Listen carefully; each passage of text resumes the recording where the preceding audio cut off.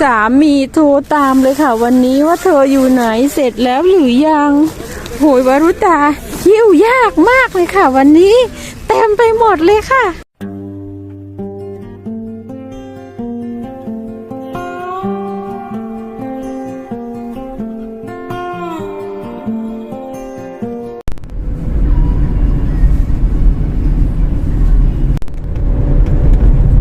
สวัสดีค่ะเจอกับวรุตากับแฟนอีกแล้วนะคะวันนี้ก็เป็นอีกวันหนึ่งนะคะเราจะไปช้อปปิ้งกันที่ตลาดนัดค่ะ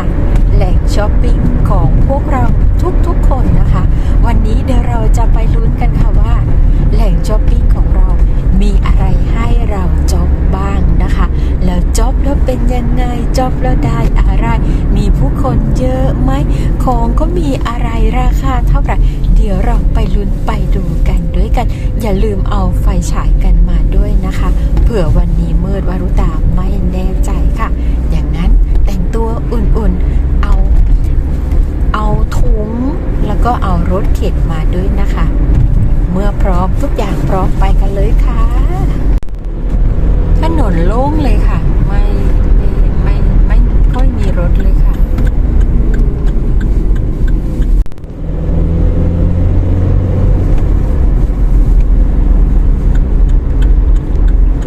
แฟนบอกว่าเดี๋ยวฉันต้องรีบไปเก็บขวดเดี๋ยวฉันไม่มีเงินซื้อขนมปังเดี๋ยวมีคนมาตัดหน้าฉันว่างั้นวรุตาก็ว่าทำไมแฟนถึงได้ขับรถไวขนาดนี้อย่างนั้นไปกันเลยค่ะ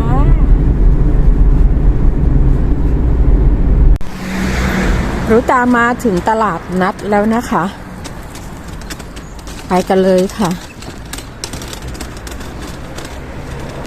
บรรยากาศวันนี้ก็มืดเหมือนกับวันก่อนเมื่อสัปดาห์ที่แล้วไม่มืดขนาดนี้นะคะเมื่อกี้ก็เห็นคนบางคนเขาก็ซื้อของกันไปเสร็จแล้วนะคะเนี่ยโน่นร้านขายผักเห็นส้มสีเหลืองเฮ้ยวันนี้ร้านขายดอกไม้ไม่มาค่ะปกติมุมนี้เป็นร้านขายดอกไม้นะคะวันนี้ไม่มาอันนี้ร้านขายผักเขาก็เพิ่งเอาของมาลงนะคะอุ้ยร้านมุมนี้ปกติก็จะเป็นร้านขายของวันนี้ก็ไม่มาโอ้ยคนข้างในทำไมวันนี้เต็มแล้วคะเนี่ยอุ้ยเต็มไปกันเลยค่ะนี่อันนี้ชีสเทรุตาซื้อไป4 ชิ้น1 ยูโรซื้อไปแล้วค่ะยังไม่ได้กินอันนี้ไม่เอานะคะอันนี้มันฝรั่ง5 กิโล3 ยูโร50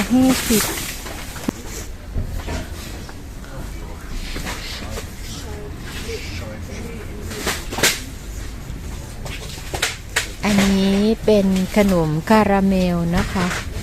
อันละ50 เซนต์ค่ะมีคนก็ส่องไฟให้ค่ะโชคดีนี่ค่ะนี่เหมือนไมโลบ้านเราเลยนะคะอันละ2 ยูโรส่วนโอริโอนี่ก็คืออันละ1 ยูโร50มีคนก็ส่องวรุตาก็เลยได้เห็นค่ะนี่มืดอีกแล้วอันนี้ชิปส์นะคะอันละ1 ยูโรนี่ค่ะข้าวของเขาก็ยังวางไม่หมดเลยนะคะก็เอานี่เคเซอันละ50 เซนเอาไปเพิ่มอันนึงค่ะมีคนส่องให้ขอบคุณมากๆเลยค่ะส่วนตัวนี้ก็คือ50 เซนเดี๋ยวรุตาจะเอาอีกหน่อยแฟนชอบค่ะนี่ค่ะ50 เซนอันนี้10 อัน2 ยูโรนี่ค่ะรุตามีแล้วก็ไม่เอานะคะโน่นอันนี้ก็เป็นเนยนะคะอันละ2 ยูโรวรุตามีแล้วก็ไม่เอาอันนี้สมูทตี้4 อัน2 ยูโรค่ะเดินต่อเลยค่ะเพราะว่ามีของที่มันใกล้เคียงกับที่วรุตาเคยมีก็ถ้าเรายังทานไม่หมดเราก็จะยังไม่ซื้อนะคะมืดมีคนส่องไฟถ้าส่องไฟแบบนี้วรุตาก็จะได้เห็นด้วยนี่ค่ะราคานี่เป็นไส้กรอกทั้งนั้นเลยนะคะมุมนี้อันละ3 ยูโรอันใหญ่ๆแบบนี้เลยค่ะนี่ นี่คือ3 ยูโรวารุตามีแล้วค่ะ อันนี้ก็อันละ1 ยูโร 50อันนี้ไว้สับปิ้งย่างไส้กรอกนะคะวารุตามีแล้วค่ะไม่เอาวารุตาก็เอานี่ค่ะอาร์คิเวียอันละ50 เซนต์เอาไปสักอันนะคะ เพราะว่าชอบค่ะยิ่งมีพวกเขาเรียกว่าอันนี้ด้วยนะคะธัญพืชก็ชอบค่ะไปค่ะมืดแบบนี้คนเขาส่องนี้ค่ะเขาใช้มือถือส่องกันเลยนะคะ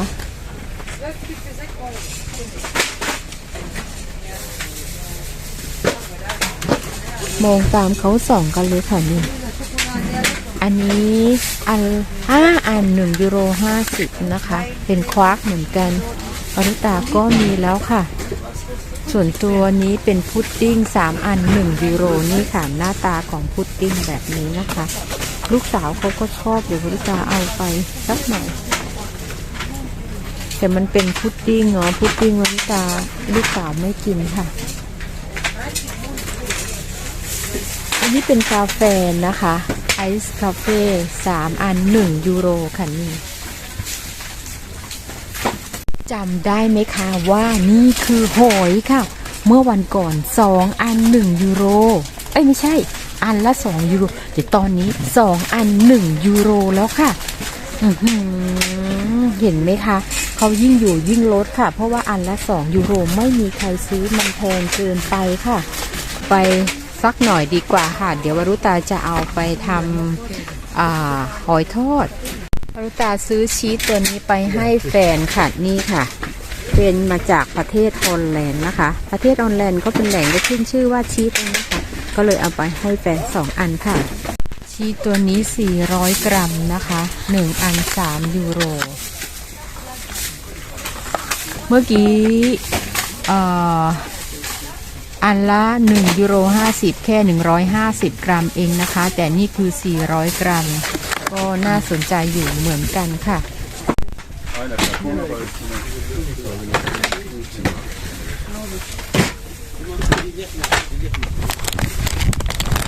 วันนี้อันนี้ก็จะเป็นชีสที่เขาทำเป็นชิ้นเล็กๆไว้ทาอยู่บนพิซซ่านะคะอันนี้อันละ2 ยูโรค่ะ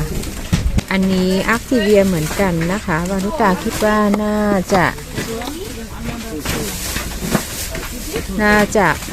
50 เซนเหมือนกันไม่มีป้ายเขียนนะคะน่าจะ50 เซนเพราะว่ามันเหมือนกัน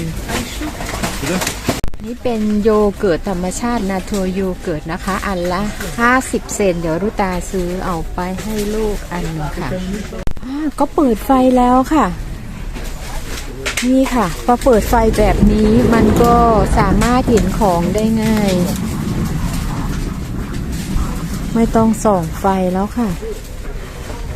จะมาดูนี่ค่ะไม่มีของก็เหมือนเดิมๆนะคะเมื่อเหมือนเดิมๆเรามีแล้วเราก็ไม่ซื้อค่ะนี่ชีสตัวนี้อันละ1 ยูโร 50เหมือนกับอันนี้วารุตาชอบอันนี้มากกว่าค่ะเป็นของฮอลแลนด์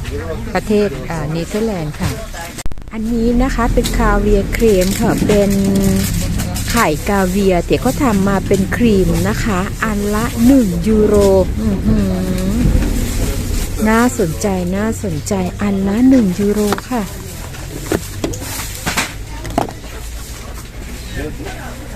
นี่ค่ะวันนี้วารุตาได้แต่เพียงเท่านี้นะคะเพราะว่าสัปดาห์ที่แล้วเราก็ซื้อไปแล้วก็อีกอย่างหนึ่งข้าวของที่มีมันก็คล้ายๆเหมือนกับสัปดาห์ที่แล้วค่ะไปจ่ายเงินกันเลยนะคะนี่ค่ะ200 กว่าบาทค่ะอันนี้นะคะไปค่ะไปจ่ายเงินกันนี่ค่ะ7 ยูโร 50นะคะการมาซื้อของแบบนี้สิ่งหนึ่งที่วารุตาอยากจะให้ทุกคนระมัดระวังนิดหนึ่งนะคะคือพ่อค้าจะเป็นคนคิดเงินคนเดียวพอคิดเงินคนเดียวการที่จะจำสินค้าทั้งหมดในร้านบางครั้งเขาก็จำได้ไม่หมดนะคะพอจำได้ไม่หมดก็จะมีผลเรื่องของการคิดเงินผิด คิดเงินผิดนี่ก็หมายความว่าคือคิดเกินกว่าราคาที่ตามป้ายบอกเมื่อกี้วารุตาก็คิดคำนวณแล้วนะคะเพราะว่าวันนี้เราซื้อน้อยเรารู้ว่าเราซื้อราคาเท่าไหร่เสร็จแล้วเขาคิดมาให้วารุตา9 ยูโร 50ว่างั้นวารุตาบอกว่าไม่ใช่มันคือ7 ยูโร 50ก็เลยบอกเขาไปอย่างนั้นเขาก็เลยนั่งคิดใหม่ก็บอกว่าใช่7 ยูโร 50ยิ่งตอนวารุตาซื้อของเยอะนะคะบางครั้งก็แปลกใจทำไมเราจ่ายเยอะอะไรอย่างเงี้ยแต่ก็เป็นเรื่องธรรมดาค่ะเกิดความผิดพลาดกันได้แต่อยากให้แน่ๆเราไม่อยากเสียเงินเราก็ต้องคิดคำนวณของเราด้วยนะคะวันนี้บรรยากาศเงียบเหงาไปค่ะเดินเดี๋ยวรุตาจะไปดูร้านผักร้านนู้นหน่อยค่ะวันนี้อากาศหนาวนะคะเนี่ยวารุตาคิดว่าจะไม่หนาวแฟนบอกว่าติดลบอยู่ที่ 0.5 องศาว่างั้นเดี๋ยวไปดูผักร้านนี้แฟนกับแม่ย่าสั่งส้มโออีกแล้วค่ะวันนี้ตั้งใจจะซื้อส้มโอไปให้จุใจเลยค่ะเนื่องด้วยว่าสัปดาห์หน้านู้นก็จะเป็นวันเกิดแฟนแล้วก็จะซื้อเผื่อทิ้งเอาไว้ค่ะเพราะว่าคิดว่าวางเอาไว้1 สัปดาห์ส้มโอก็ไม่น่าจะเสียจะวุฒามาดูผักร้านนี้นิดหนึ่งค่ะเขามีอะไรให้วารุตาบ้างอ๋อนี่มีองุ่นมีต้นหอมมีผักดูนี่นะคะมีอะไรบ้างผักชีค่ะไม่รู้เท่าไหร่เดี๋ยววารุตา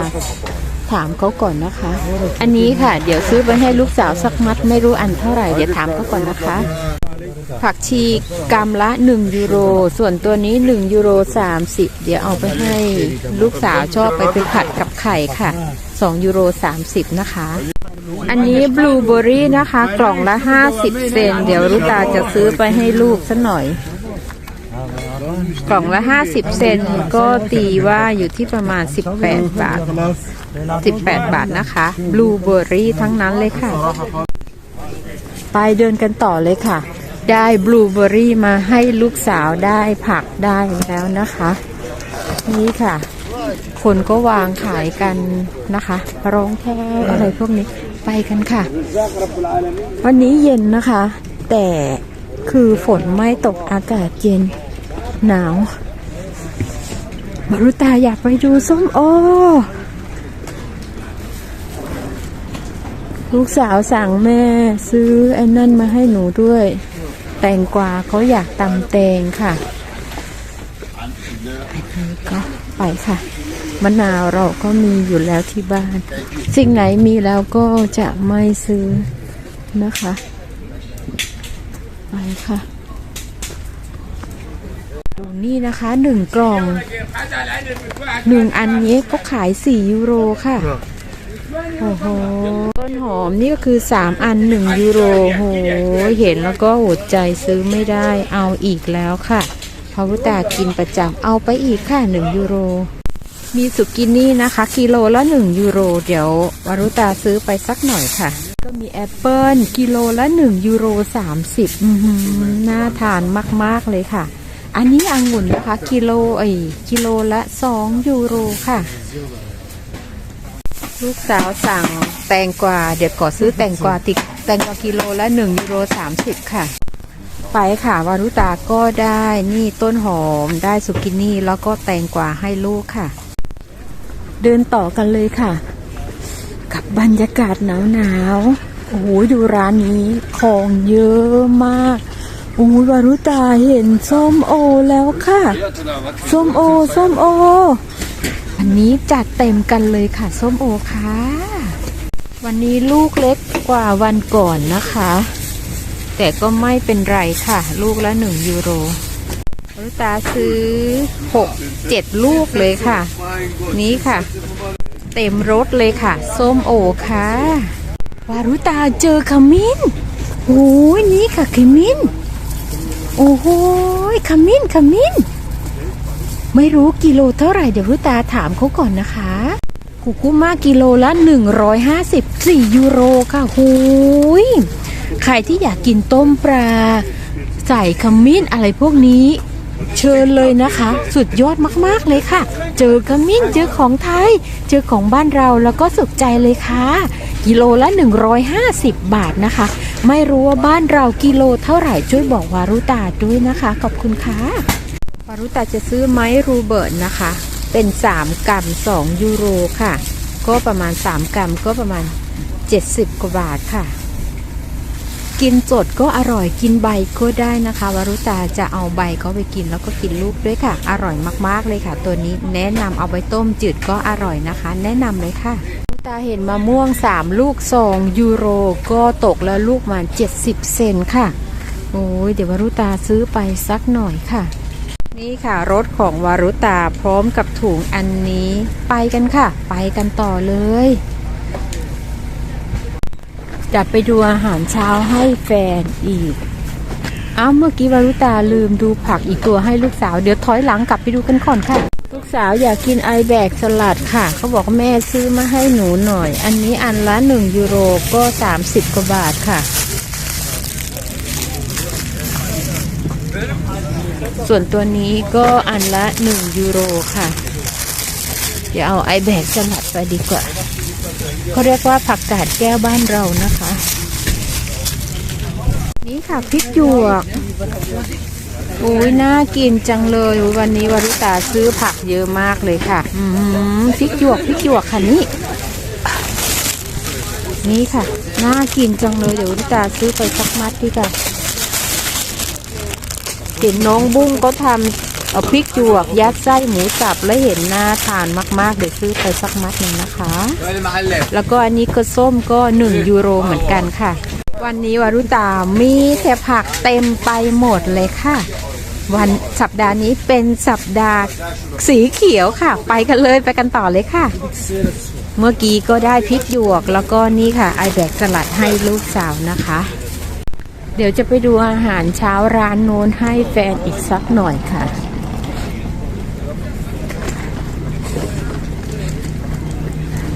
บรรยากาศนะคะอุ้ยร้านไก่มาเห็นร้านไก่แล้วก็ตื่นเต้นถ้าหนาวมากๆเขาจะไม่มานะคะรถสี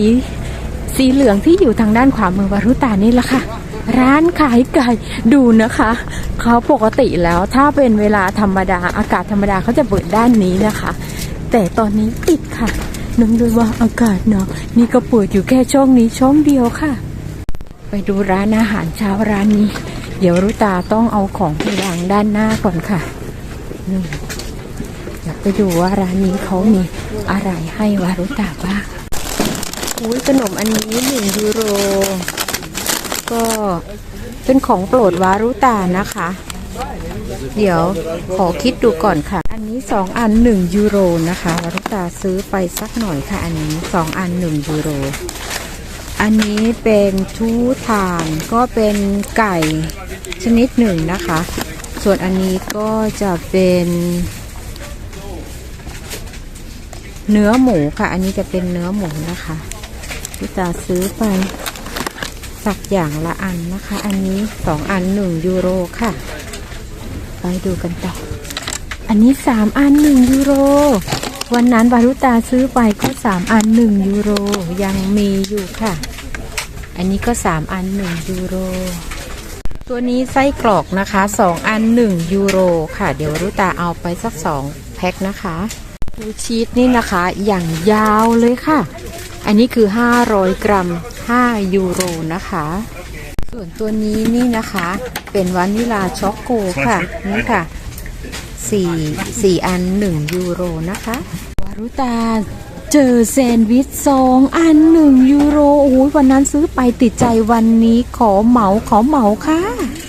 ของวารุตาชอบแซนด์วิชอร่อยมากๆเลยค่ะก็เลยจัดเต็มเลยค่ะแซนด์วิช2 อัน1 ยูโรโอ้ยชื่นใจวารุตาชอบมากเลยค่ะงวดที่แล้วซื้อไป3 อันกินเอา4 ทุ่มยังลุกมากินเลยค่ะอร่อยมากๆเลยค่ะแล้วทานคู่กับผักนี้นะคะ ส่พริกเหยาะอีกไปสักหน่อยนะคะแซ่บอร่อยมากๆเลยค่ะไปกันเลยไปกันต่อเดินกันค่ะ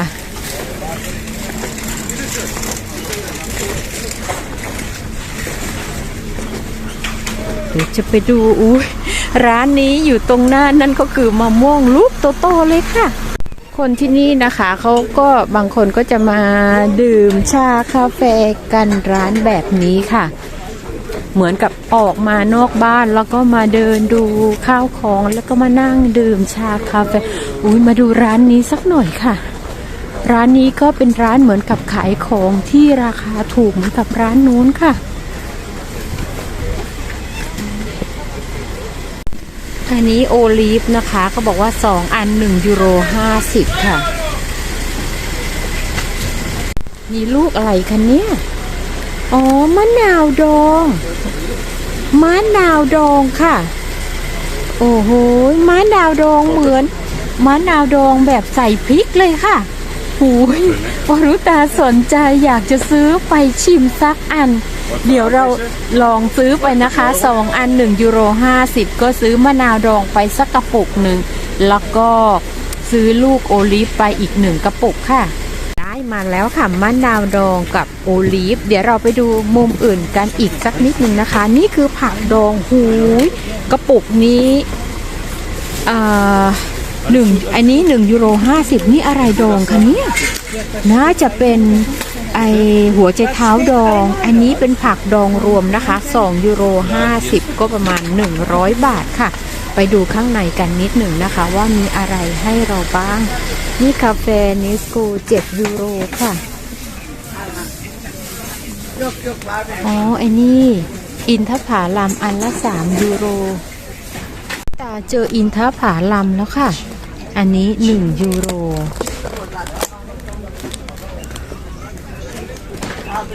ขอดูนิดหนึ่งนะคะ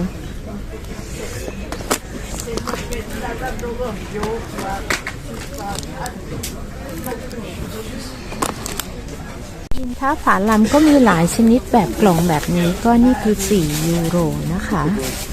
กล่องแบบนี้อันละ€2นี่ค่ะแบบกล่องอันละ€2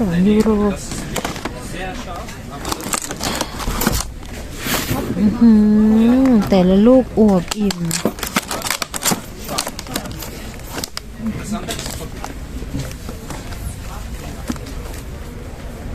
น่าสนใจกล่องนี้วรุตาจะเอาไปซักกล่องค่ะดัตเจลอินทผลัมมีหลายรูปแบบเลยนะคะแบบนี้ก็นี่ค่ะเห็นกันแบบจะกันไปเลยมีหลายรูปแบบมากเลยค่ะอันนี้ก็คืออันละ€1ค่ะแบบกล่องแบบนี้อันละ50 เซนต์นะคะก็แล้วแต่ใครจะเลือกเอากันค่ะดูผักดองนะคะโอลีฟดองมะนาวดองโอ้โหนี่ค่ะอันนี้€1นะคะส่วนอันนี้โอ้โหดูแตงกวาเล็กๆน่ารักมากๆเลยค่ะ€5โอ้โหส่วนอันนี้มันแตงกวาดองเหมือนกัน€3ส่วนอันนี้ก็เป็นโอลีฟเหมือนกันนะคะแล้วก็ใส่ในพริกใส่ในอะไรนะคะอันราคาอยู่ที่€3ค่ะไปค่ะเดินกันต่อออกจากร้านนั้นแล้วเราก็เดินกันต่อเลยนะคะตอนนี้วรุตามีความรู้สึกเหมือนตัวเองจะเริ่มหนาวแล้วค่ะการที่เราอยู่ข้างนอกนานๆบางครั้งก็ทำให้เราความหนาวก็จะซึมซับเข้าไปในร่างกายของเรานะคะไปกันค่ะร้านนี้3ลูก€2โหก็น่าทานเหมือนกันนะคะ1ลูก€1ค่ะมะม่วง3ลูก€2ไปกันค่ะเดินกันต่อวันนี้สิ่งที่วรุตาหนักนั่นก็คือส้มโอค่ะที่นี่นะคะก็จะมีทั้งร้านขายเสื้อผ้าของเก่า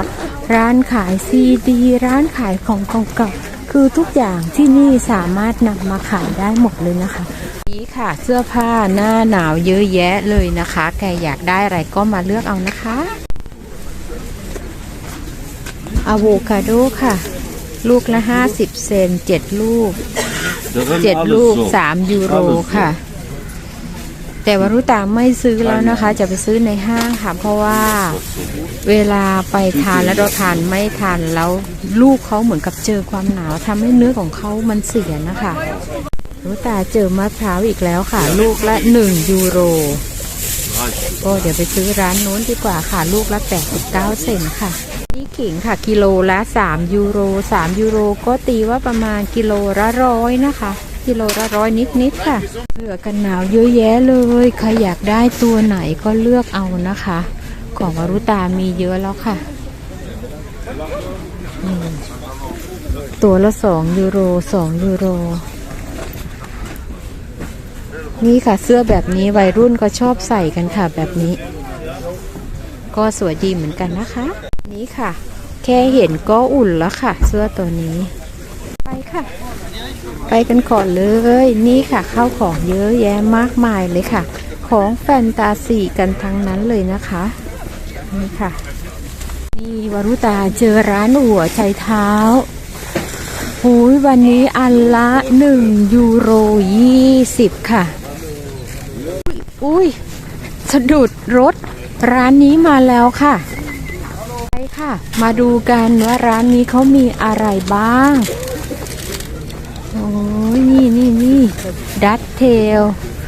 นี่น่ากินอันนี้คือ3 อัน1 ยูโรนะคะเดี๋ยวรุตาซื้อไปสักหน่อยเดี๋ยวก่อนซื้อเดี๋ยวขอดูก่อนค่ะว่ามีอะไรบ้างนี่1 ยูโรลูกสาวชอบไปซื้อไปให้ลูกสาว1 อันนี่นะคะเป็นเม็ดมะม่วงอิ่มมะพร้าวเคลือบน้ำตาลค่ะอุ้ยอันนี้เป็นเม็ดอัลมอนด์ถุงละ1 ยูโรค่ะเม็ดอัลมอนด์1 ยูโรนะคะ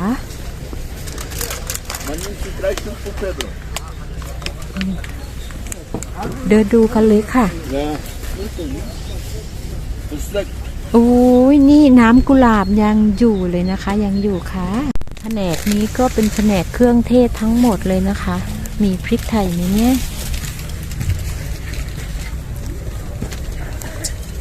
ไม่มีพริกไทยค่ะเดินต่ออุ้ยวันนี้เป็นยังไงวรุตาเดินสะดุดอยู่เรื่อยเลยค่ะนี่ค่ะไอที่เช็ดหน้าของเวอร์ซาเช่นะคะผ้าเช็ดค่ะกล่องนี้นะคะราคาที่3 ยูโรค่ะใครที่สนใจก็ซื้อไปได้เลยโอ้ยนี่ผักดองอันละ50 เซนต์อุยวรุตาอยากได้แต่ก็แนะนำนะคะสปีนัท3 อัน1 ยูโรอร่อยมากๆเลยค่ะเอาผักดองไปอันละ50 เซนต์ค่ะนี่ค่ะของวารุตาเต็มอีกแล้วเต็มทุกสัปดาห์เลยค่ะแต่สัปดาห์นี้ผักจะเยอะมากเลยนะคะมีอะไรไม่รู้ค่ะ3 อัน1 ยูโรอะไรเนี่ยเห็นเป็นรูปชิปอันนี้เป็นชิปนะคะ3 อัน1 ยูโรค่ะเดี๋ยววารุตาไม่เคยเห็นทหาร3 คนแบกพริกมาซื้อไปลองชิมสักหน่อยค่ะ3 อัน1 ยูโรนะคะได้อีกแล้วค่ะของแปลกเดี๋ยววารุตาจะพาไปรีวิวนะคะว่าเป็นแบบไหนไปกันเลยค่ะโอ้โหไปกันค่ะอุ้ยหนักมาก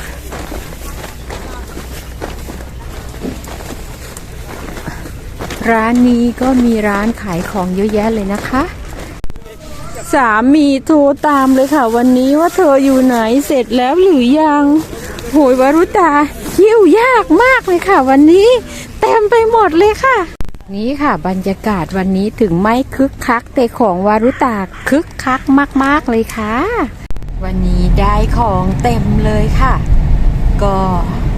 วันนี้สำหรับคลิปวิดีโอมาเดินตลาดนัดวารุตาก็ต้องขอจบไว้แต่เพียงเท่านี้นะคะขอบคุณทุกๆกำลังใจที่ให้กับเรามาด้วยดีเสมอมาขอบคุณมากๆค่ะเดี๋ยวเจอกับ